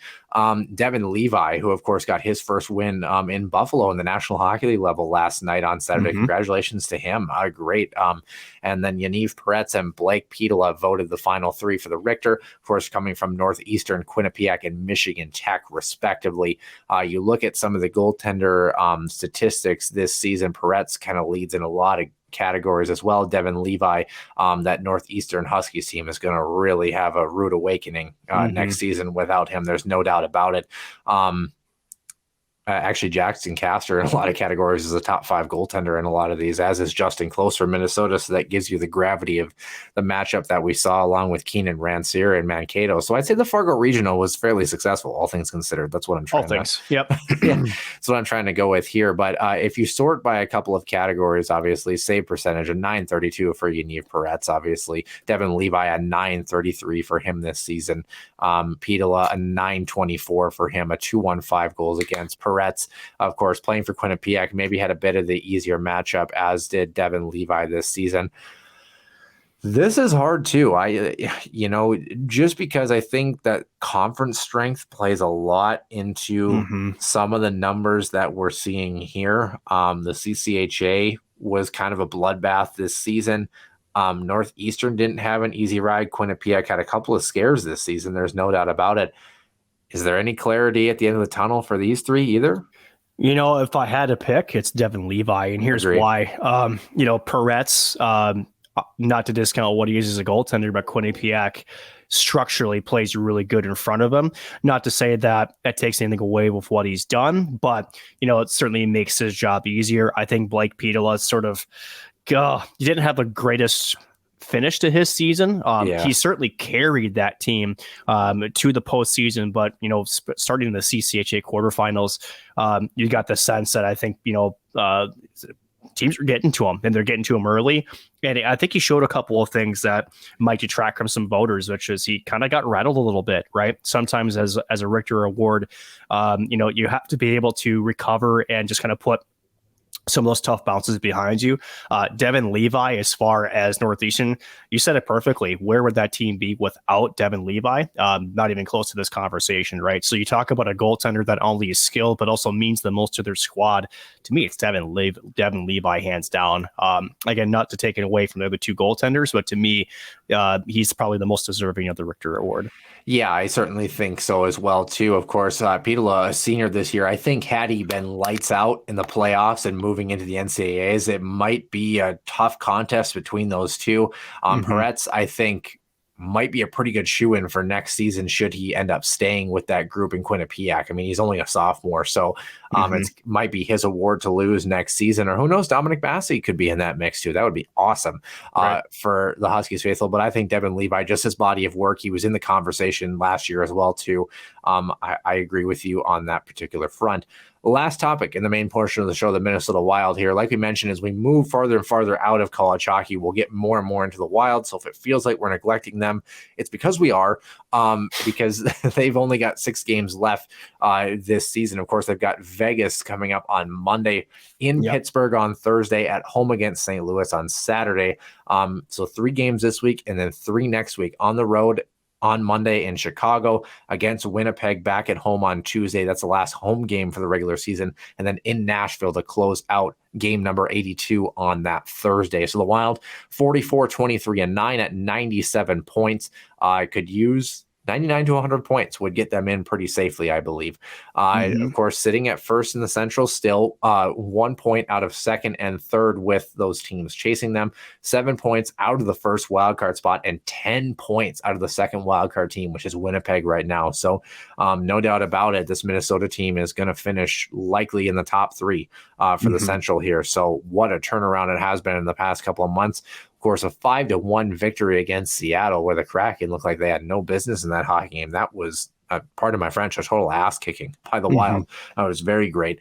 Colorado was probably the better team the other night, losing 4-2 though to the Wild, and then Minnesota, not the best showing against Vegas yesterday on Saturday, a 4-1 loss for them. But I mean, that Vegas team, it's a good group. Vegas is good defensively. They're a bit of a mess, and you kind of wonder the impacts of the Mason Shaw injury had throughout that lineup. It looked like they were a little bit, I don't know if shell shocked, but definitely felt that. Again, we know Mason Shaw's story and his injuries, right? 3 ACL tears. That's you hope that it's not a 4th. But let's not also discredit Minnesota. They pushed hard in the third, a couple of really good chances there. I thought that they could have easily buried a couple and made that game much closer, but certainly not the best effort defensively in that game. But still, I think we're still solidly in it, even when they were down 3-1 in the third, but definitely overall not the best, shall we say, cumulative effort we've seen on them. But again, Vegas, number 1 team in the Western Conference. They're going to be tough out. They play them yet again on Monday at home this time and look to rebound. And again, Noah, all this happening without Kirill Kaprizov, whereas that was their second regulation loss in the 22 games. So I believe pretty insane. He's supposed to start skating this week, is what the reports have kind of said. So hopefully maybe he can come back for maybe that Winnipeg or Nashville game and just get some reps in. I'd like to see him. I don't think that'll be too soon, honestly. Yeah, well, I'd like to, Chicago or Winnipeg, Chicago especially, would be a decent matchup to kind of see how he's sitting. You've got St. Louis on Saturday, Chicago on Monday. That's a bit too early of a rush, but at the same time, we don't know how he's been off ice, and it might only take him a couple of days to get back up to speed if he's been cleared physically. Right. Don't really know. Yeah. Well, if it's a muscle strain, like we think it is, right, especially hamstring, just based on the video, right? This is not any information that we have, but if that's indeed what it is, right? first of all, you're resting it. When you hyperextend a muscle, you got to let things just sort of relax and heal.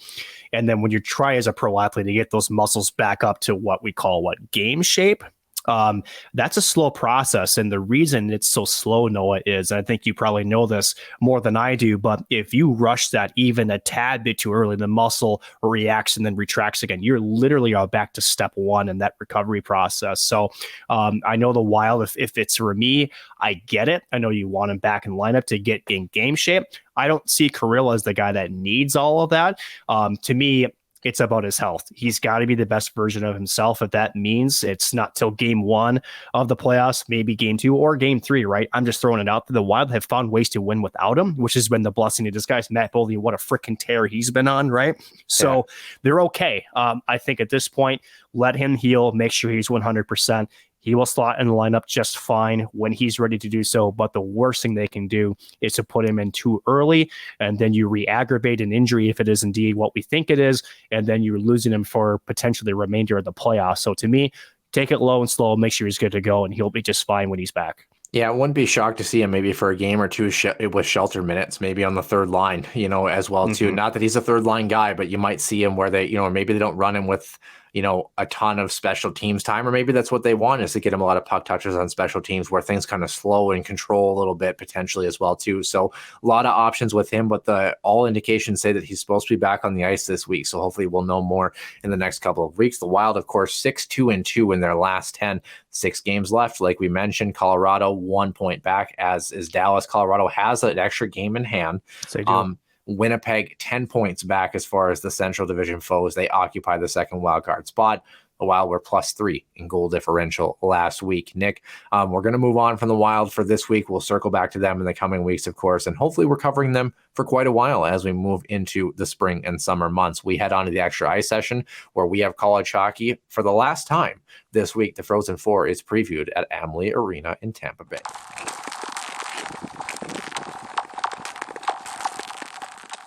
And welcome into the extra ice session. Nick Max and Noah Grant. I imagine this extra ice session might be a bit of a shorter one here. The Tampa Bay Lightning play host. Actually, technically the Wisconsin Badgers, and the Hastings regime now plays host to the 2023 Men's Frozen Four preview. We'll probably talk about Wisconsin at some point in the near future too, and some of the coaching moves as well too. I know that we didn't get to it this week. Brett Larson is safe. That's all I heard, and so is my hair. But I'm guessing we'll circle back to that maybe when we hear a little bit more about Mankato and their particular situation, which has been unique to say the least. But all eyes are down in the Sunshine State right now in the college hockey world. 4:00 Central Time, number 1 Minnesota against number 5 Boston University on April 6th, that Thursday.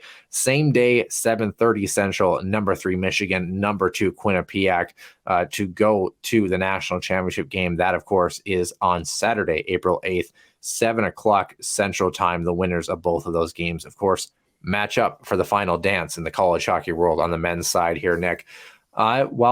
Let's start here. Number 1 Minnesota, number 5 BU, the early game here. Who do you anticipate comes out of this game? And more importantly, what is the score of this contest? Oh, that's the more important thing. Okay. This one's close, man. Again, I completely botched that regional with Boston University. Definitely underestimated how good that team was, especially in the defensive side of the puck. You talk about a historic matchup, right? These are two teams that have played meaningful hockey in the past. It's been a little bit, though, for these two teams to be in sort of a situation like this. But talk about a clashing of the Titans, right? Minnesota and Boston University, both with unique skill sets, very high-end skill sets, right?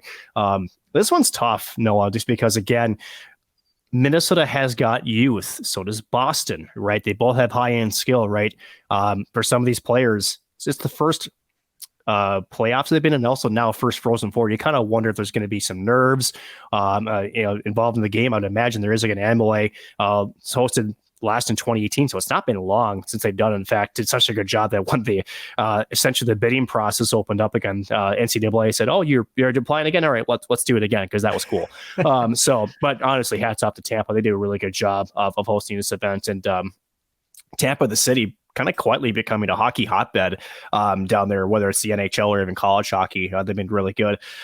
I have Minnesota in this matchup, and it's going to be, I think, a 2-1, if not a 3-1. I think it's going to be a low-scoring game. I think for both of these squads, they're going to emphasize puck management, smart puck decisions, puck IQ, right?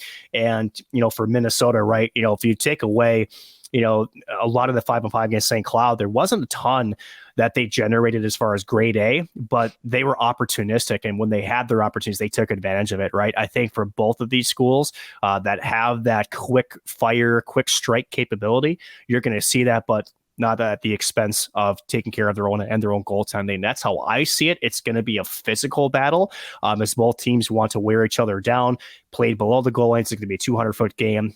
It's the most intriguing matchup, I think, between the two. Noah, what do you see in this matchup? I'm going to go with Minnesota 4-0. I'm going to say BU doesn't even get on the board. And the reason I say that is because BU this season obviously kind of had a rocky road, and they've been slightly productive, and their shooting percentage suggests otherwise. But the one thing Minnesota has had that we really haven't said this about a Gophers team in a while is they've had consistent goaltending here. And Drew Comesso in net for BU, of course, obviously has been serviceable and more than serviceable with a 9.14. But I think that's where the difference comes down, is that I think BU is going to have a good push in that first, honestly, pretty big comparable, St. Cloud Mankato. I anticipate that exact same rhythm where you're going to see where Mankato is the better team. They're BU in this particular instance. They have a good press. They give Minnesota a run for their money. And then the Gophers, their speed, their skill, their quick strike, their abundance of talent is going to take over. They're going to get, one or two quickly here. BU is going to have a little bit of pushback, maybe in the late second, early third. Gophers get that key catalyst third goal, and then maybe tack on an empty netter to finish that hockey game. I'm going to say 4-0, maybe 4-1 if you want to be a little bit generous for BU. I think the Gophers punch their ticket to the national championship game, and I think they do it in fairly decisive fashion. Not ragging on BU. I know you underestimated them a week and a half ago. Maybe I'm doing it at this particular juncture, and we're going to get a closer game like you mentioned, but that Gophers team, hate to say it, Huskies fans, I was pretty sold on them after I watched them last week in Fargo.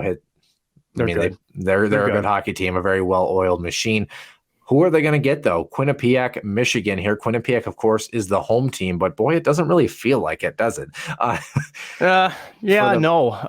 For the primetime game, Peretz is going to have to be lights out. And can he stop the offensive onslaught of Michigan? Does this one have low-scoring Quinnipiac style or high-scoring Michigan 7-6 quadruple overtime written all over it? It's going to be one or the other, isn't it? It's interesting because Quinnipiac also showed us in the regionals that they have some offensive ability too, right? Yeah. Probably more than we gave him credit for, because again, they're known for their staunch defensive play. Again, with Peretz, a Richter Award finalist who carries that squad.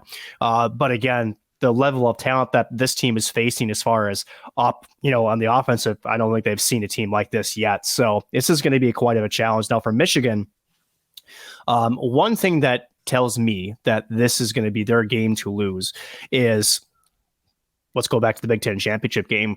The lead changes, right? And their ability to kind of weather the storm and be able to kind of put things behind them. Again, they were down 3-2 and, tacking on 2 and winning that game 4-3. They're a battle-tested squad. Not to say Quinnipiac isn't, but I think they're just missing that killer strike, that killer instinct up front. And I think Michigan has the edge here. And I think if you're Quinnipiac, if this game opens up and it's a free-flowing hockey game, that's Michigan's all the way. If Quinnipiac can frustrate, can close down the neutral zone and really force Michigan to dump and chase and just win those battles, if Quinnipiac can be a quick exit squad, this Michigan squad, they're young, they're talented, but, can they weather that mental storm maybe of not having to be able to play the game that they like, which is generate chances off the rush, obviously get the cycle game going, create good offensive chances down low, work the puck up high, get shots from the point. That's that pro style play. With Quinnipiac is almost like what? In AIC image, you almost want to just frustrate and, for Michigan. We saw that a bit last year with the AIC and Michigan in Allentown. I was in attendance for that as AIC just committed just actually blocking shots, getting in lanes. And Michigan for a while, that game was close. It was like 3-1, 3-2 for a while. And then Michigan kind of pulled away after a couple of key goals. So it has that feel to me where if Quinnipiac can be sort of the disruptor, can be the frustrator, they will come out in this. And if they can, turn some limited chances offensively into goals, they could steal this game. But to me, Michigan has this. I'm going to say 4-2 Michigan comes out of this. What do you think? I'm going to go even lower. I'm going to say 2-1 in overtime. The Wolverines come out of this one. The reason being is Quinnipiac, their MO is defense. And so many years, year after year, we underestimate this Bobcats team. We say Quinnipiac's not going to this and that. They've got the goaltending to do it. I don't care what you say about Yaniv Peretz. I don't care what you say about the ECAC. This netminder has given his team a chance to win, and he's shown it on the national stage. Okay. So I feel like Michigan, they're just too much of an offensive powerhouse to be stopped, but I think Quinnipiac is going to give them as good of a run for their money as almost any team. Ohio State almost did as well, too. That kind of gives you a good example of where we're at here. I don't think it's going to be an easy path for Michigan. You got to realize Quinnipiac, yes, they had a fairly okay strength of schedule. They've allowed 60 goals this season, Nick. Compare that to Michigan, who, of course, is in the hotly contested Big Ten, 123. That's a little over twice as many goals allowed. Yes, strength of schedule. Yes, opponents play a big factor into that. But this Quinnipiac team has shown that issue does not only sit within the ECAC, it extends well beyond that in their non-conference and their national play. Michigan comes out on top here. I agree with you. But like you mentioned, it's going to be a 1 or 2 goal hockey game. It's not going to be an easy fight for the Wolverines, who I think in both of our minds, it's going to be a Big Ten showdown for the national championship game on Saturday. Oh, boy. Yeah. Okay. This is the game that I think a lot of people want to see. The two powerhouses going at it here. Oh, man. I don't even know if it comes down to goaltending, because I don't know how much of a factor that's going to have in this one. Okay. I apparently I have a flair for the drama here. University of Minnesota, 4-3, 1-goal hockey game. I'll say it's in regulation. I'll stick away from the overtime, but I wouldn't be shocked if it hits the extra session. I'm going to say 4-3 is our final score. The Gophers win a national championship for the first time since 2003.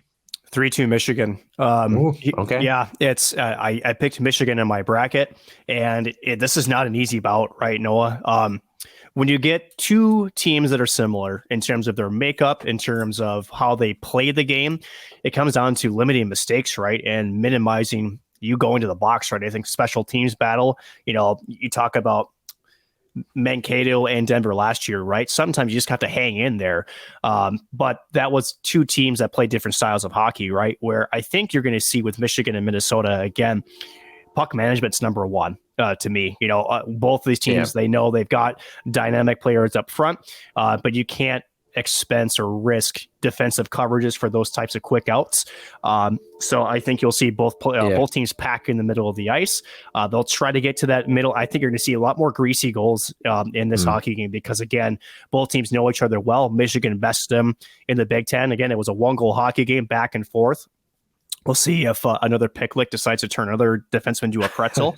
But this could go either way. But I do have Michigan. Yeah. I know that the adage is, you just saw them a couple weeks ago, so you make adjustments here and there. But again, I don't know what adjustments you can make with these two squads that are really going to be that significant, right? It's just about limiting mistakes, limiting your trips to the penalty boxes. Both these teams' power plays are absolutely lethal. So you got to win the special teams battle, and you got to be the better team of even strength. So, my gosh, if that's the battle we get, that's going to be one hell of a hockey game, and either team would be rightfully deserved to lift that national championship trophy at the event in Tampa. Yeah, I believe the last time Michigan was in the big dance of the national championship game, it was at the XL, if I'm not mistaken, and I believe it was Duluth. Was it not in 2011? Was that at the XL or somewhere else? I thought it was at the XL. That was Duluth. X. That was Duluth ended up being Michigan in overtime. Brett Larson probably has a smile on his face somewhere, I'm sure. But that's the other piece of this too. I'm going to try statistical analysis for the last time in the college hockey season, although I don't know that this matchup has anything that will follow anything relevant. However, the Wolverines, 2 more games played for them this season. You look at what they've given up as far as shots on goal. They've given up almost 150 more shots on goal than the Gophers have. And of course, the Gophers only have given up 85 goals this season compared to 160 of their own accord. So that's something to kind of keep an eye on. Both teams about 12 to 13% shooting percentage, everything pretty similar there. Shots allowed here. It's actually a big difference. Michigan, it was shots for that's 150. is the difference actually in favor of Michigan. So Michigan shoots more, but they give up more. In fact, they've given up almost 250 more shots than the Gophers have this season. Granted, they played 2 more games, so maybe throw about 50 to 80 of those shots out of there, potentially. A 908 save percentage for the Wolverines, a 921 for Minnesota. Special teams, the power play sitting around 23 to 26% for both of these teams. Penalty kill, slight edge to Minnesota, 83.7 to 77.3 respectively. And the faceoff percentage, a 4% edge, 53 to 49 in favor of the Gophers in that matchup. Don't know that it matters all that much because the Big Ten championship showed us otherwise how that game is going to be hotly contested. But Nick Maxon has the Michigan Wolverines. I have the Gophers. When is the last time Michigan has won a national championship, by the way? That's a great question. Let's find out. Has it been in the 2000s? Was it like 2001? If it was, it would have been then, right? Yeah. Let me check on this. Why don't you give me a couple seconds here? Yeah, Michigan Wolverines hockey. I mean, of course, as Ryan Stieg likes to give me a hard time, I always pull up the Wikipedia page because it actually does a really good job of telling us national champion 1998 was the last time that they were able to get it done. The last time they were in the national championship game, as I mentioned, 2011. Frozen Four, of course, since that time, 2018, and then the previous 2 years, of course, and too many tournament appearances to count. So how about that? Yeah, so they beat Boston College, and then they beat Colorado College in 96, 60, and then they had a big run in the 50s, right? They won 51, 2, 3, 5, and 6. So holy cow, 5 out of 6 years, taking down Colorado College twice, Minnesota, Michigan Tech, and Brown in those matchups. So it's been a hot minute for the Wolverines, but certainly with the rise of the Big Ten and the super conference that it is, no shock to see them back in the stage. And well, if there's any also, this would be an interesting caveat to work with, how many, not just Michigan, but how many, like, shall we say, like regular season super teams, St. Cloud at 18-19, right? Yeah. That probably should have won a national championship just because of the body of work, did not win one. That would be quite the research story. Fun road to walk on. The only negative thing that might come out of the fact that the Wolverines might stay alive for another night until the final game of the season is good thing there's not a specific goal from the 1996 Frozen Four run that keeps getting played on repeat. Yeah, right. Yeah, for Wolverines history, right? But nonetheless, would not be shocked to see a goal like that at the Frozen Four in this particular, go around here, which is kind of crazy to say, no matter what John Tortorella likes to spout at us, of course. But Nick, no secret, down there in Tampa Bay, it's going to be an interesting week. The final one in the college hockey world, both on the men's and women's side, should be a good one. You won't want to miss it. Of course, women's hockey done as well. The Wild, 3 games this week, 3 games next week, and the Iowa Wild clinging by about 4 points on to 4th place in the Central. They've got 6 games remaining in their schedule. They only played once last week, I believe. So keep an eye on them as they head down the stretch as well. For Nick Maxon, I'm Noah Grant, and we will see you soon in the den.